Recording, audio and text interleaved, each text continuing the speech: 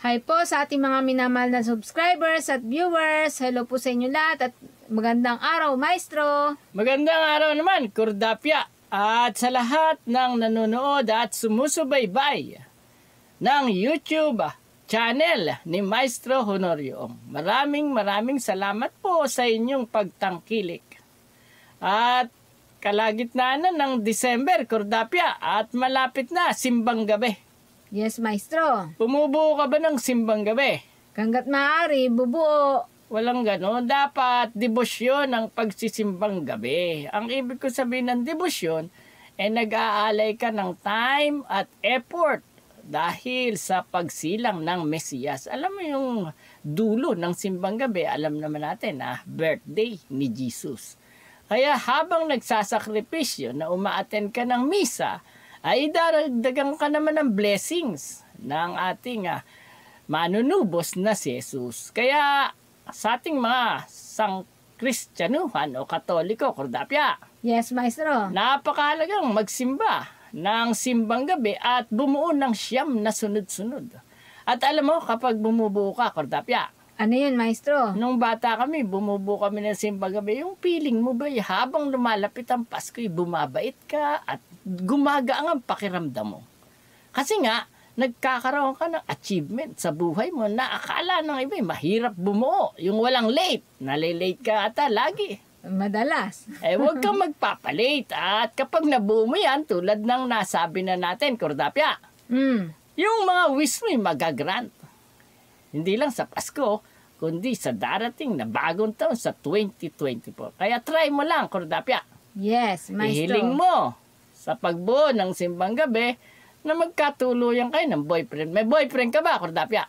Siyempre naman, meron, Maestro. Ay, hindi ka pala kung makakakanta lang. Ang Disyembre ko'y malungkot. Dahil ang Disyembre mo pala masaya. Yes. At bago tayo maging masaya, dahil may boyfriend pala si Kordapya, sa Pasko darating magde-date sila. Saan ba kayo magde-date, Kordapya? Secret. Ay, bigyan mo na natin sila ng weekly horoscope. Pero bago natin ibigay ang libre at walang bayad na weekly horoscope, basahin mo muna, Kordapya, ang mga nagpapa-shoutout. Yes, Maestro. Shoutout po at hello po kay May La Rosa from Israel. Lynn Balmaceda, Saudi Arabia. Hello po kay Orang de la Cruz from Bahrain. Luisa Ruplo from Riyadh, Saudi Arabia. Hello po kay Mia Liu from Taiwan. At ang ating suki mula sa Sarawak, Malaysia, Virginia Cobero Escartin. At hello din po kay Ligaya Ruiz from City Home, Binyan, Laguna. Kamula TV from Muntinlupa City. Hello po kay Lablina Torda from Ilocos Sur. Seni Pagal from Tondo, Manila. Hi po kay Cherry Luwalhati. Angela Banson. At syempre po sa ating suki na si Blowing Stevie. Hello po sa inyong lahat, sa ating po mga minamahal na subscribers at viewers. At ngayon, Kordapya, bibigyan natin sila ng libreng weekly horoscope. Sa weekly horoscope na to, malalaman ninyo ang inyong kapalaran sa buong sanlinggo hinggil sa sex, pag-ibig, love life, salapi, negosyo, karir, travel, family, swerteng kulay at swerteng numero. At marami pang ibang swerteng darating sa inyo habang papalapit ng papalapit ang simbang gabi. At pagkatapos ng 9 days ay Pasko na. Kaya, nood na! Weekly Horoscope, December 10 to 16. At ngayon, Kordapya, basahin mo na ang zodiac sign na Aries. Yes, Maestro. Aries, silang isinilang mula 21 ng Marso hanggang 11 ng Abril. Ngayon ang panahon upang lasahan mo ang tagumpay na iyong nakamit. Sa linggong ito, napapalapit na ang Kapaskuhan, ang mga blessings at tagumpay na iyong nakamit ay ipatikim at ibahagi mo rin sa iba. Lalo na sa mga kapuspalad, matutuwa sa iyo ang nasa itaas mas marami pang masasarap na tagumpay at swerte ang patuloy na ipagkakalob sa iyo ng langit.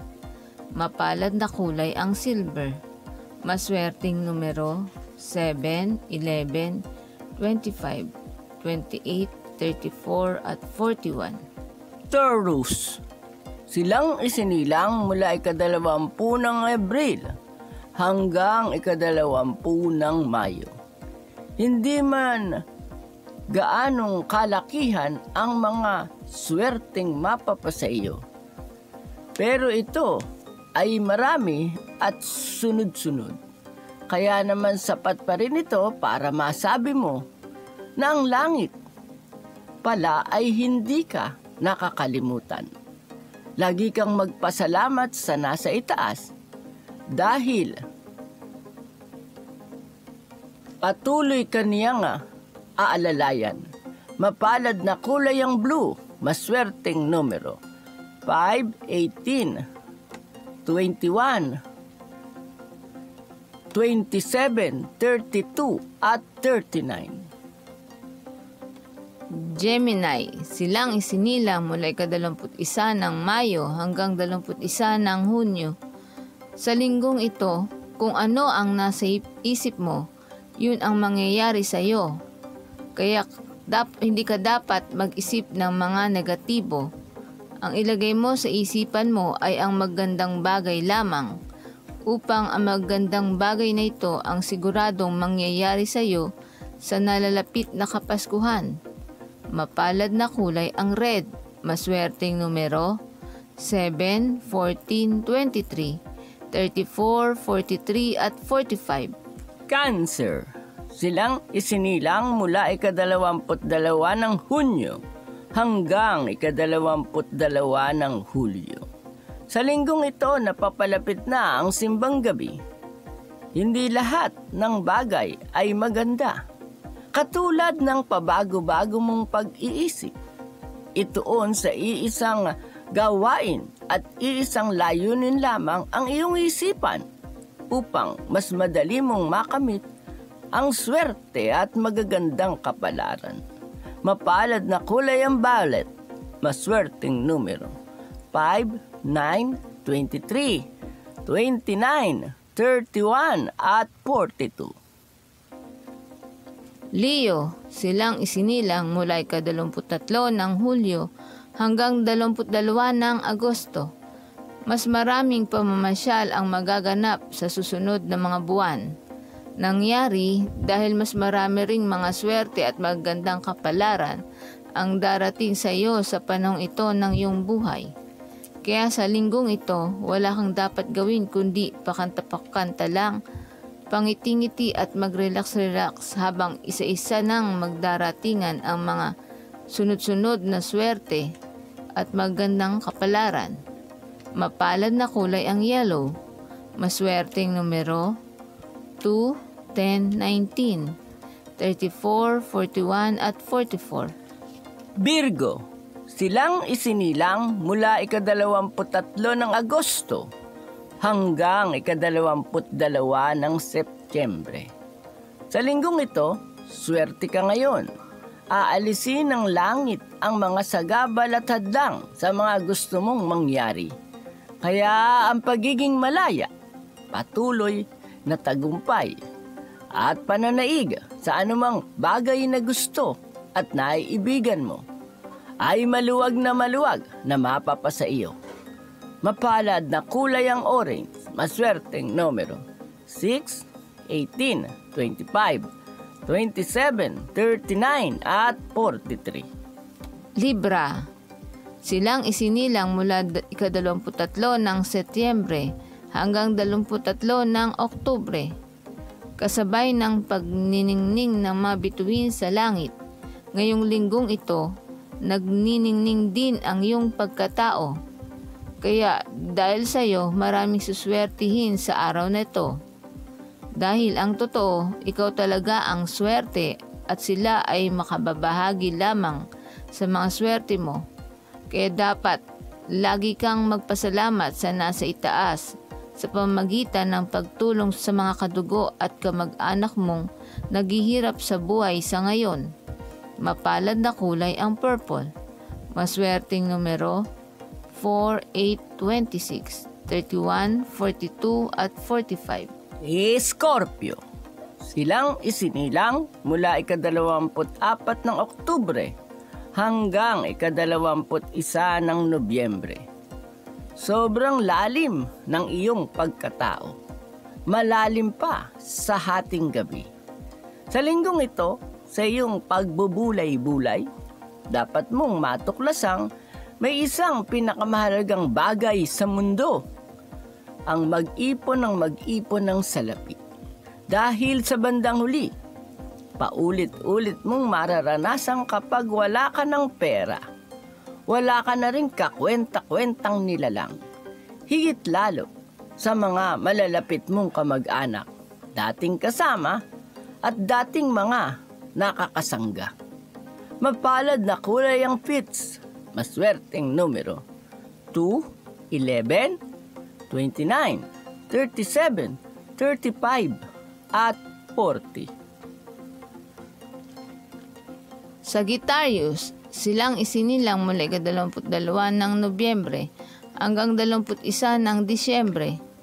Bilang preparasyon na rin sa darating na Kapaskuhan, bukod sa mga dekorasyong Pampasko, sa linggong ito ang tamang panahon upang magdagdag ng dekorasyon at pampaswerte sa iyong bahay at sa iyong silid na sumisimbolo ng kasaganaan.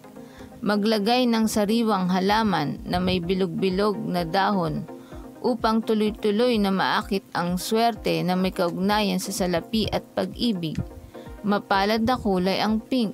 Maswerteng numero 6, 18, 24, 33, 39 at 42.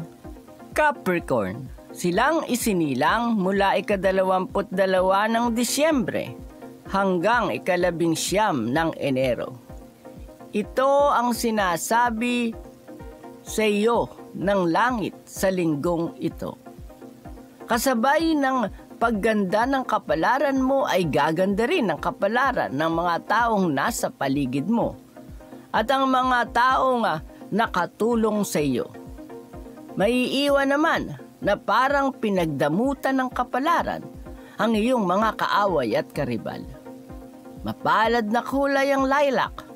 Maswerteng numero 7, 14, 25, 26, 35 at 43. Aquarius, silang isinilang mula ika-20 ng Enero hanggang 18 ng Pebrero. May mga bituin na lumilitaw kapag sumasapit ang gabi upang liwanagan ang daigdig. Ganon din ang kapalaran mo. Sa linggong ito, saan ka man mapadpad, anumang hirap ang napagdaanan mo, hindi magdidilim ang iyong buhay. Ang mga nagliliwanag na bituin sa langit ang lagi ng tatanglaw at magbibigay sa iyo ng swerte at ng magandang kapalaran. Mapalad na kulay ang green. Maswerteng numero 4, 11, 19, 28, 37 at 40. Pisces. Silang isinilang mula ika-19 ng Pebrero hanggang ika-20 ng Marso. Sa linggong ito, mula sa malayo parang ibong mabilis na dadapo sa iyo ang swerte na labis mong ikatutuwa. Hindi dapat na masayang ang mga ito tulad ng mga swerte mong nawala na lang basta-basta. Ngayon ang araw, upang anumang bagay ang dumating sa iyo, itago, alagaan at mahalin mo. Mapalad na kulay ang gray. Maswerteng numero 1, 14, 22, 32, 37 at 43. Maraming salamat po sa nanood ng Weekly Horoscope. At sa mga hindi pa nagsasubscribe sa YouTube channel ni Maestro Honorio, mag-subscribe po kayo para mabasa o mapanood nyo mga latest video na i-upload ni Maestro Honorio hinggil sa inyong kapalaran. At syempre, pagka-subscribe, pindutin ang notification button o notification bell para lagi kayong update sa mga YouTube video na i-upload ni Maestro Honorio, lalong-lalo na, Kordapya. Yes po. 21 days na lang. 20,024 na. Ibig sabihin ay papasok na ang animal sign na Wood Dragon para sa taong 2024. Kaya nood na kayo ng Prediction 2024. At bukod sa Prediction 2024, Kordapya, mag-upload din tayo ng tungkol sa Swerteng Nunal. Yan ang ating bagong playlist na i-upload sa susunod na mga araw. At syempre, yung iba pa nating playlist, marami kayong matututunan niya, Kordapya. Yes po. Punsoy Tips, may playlist tayo niya para malaman mo kung paano nagpupunsoy sa iyong buhay at sa bahay nyo at sa kapaligiran. Meron din tayo 40 natin, Kordapya. Palmistry o pag-aanalisa ng guhit ng palad. Panoorin niyo po yan sa playlist ni Maestro Honorio. Meron din tayong numerology. Yes, Maestro. Pag-aanalisa ng birth date at destiny number. At siyempre, yung kapag nananaginip ka, Kordapya, meron din tayong playlist tungkol sa swerteng panaginip. At yung 12 zodiac sign, horoscope, ay inanalisa natin para makita nila kung paano sila suswertin sa buhay. Ay meron din tayong playlist. Meron din tayong playlist na graphology at signature analysis. Kaya kapag wala kayong magawa, Kordapya, Yes po. pasyalan nyo ang ating mga playlist upang matuto kayong mag-analisa ng kapalaran at magamit ninyo sa ikatatagumpay at ikaliligaya ng inyong buhay. Lalo na ngayong papalapit na ang susunod na mas produktibo at mas maligayang taon ng 2024. At para lalo silang swerten, Kordapya, may dapat silang gawin. Yes po, patuloy lang pong mag-subscribe, mag-share, mag-like at mag-comment po sa YouTube channel ni Maestro Honorio. At muli, maraming salamat sa taga-subaybay ni Maestro Honorio at ni Kordapya sa kanyang YouTube channel. Kaya magkita-kita tayong muli para sa susunod na Weekly Horoscope! Salamat po!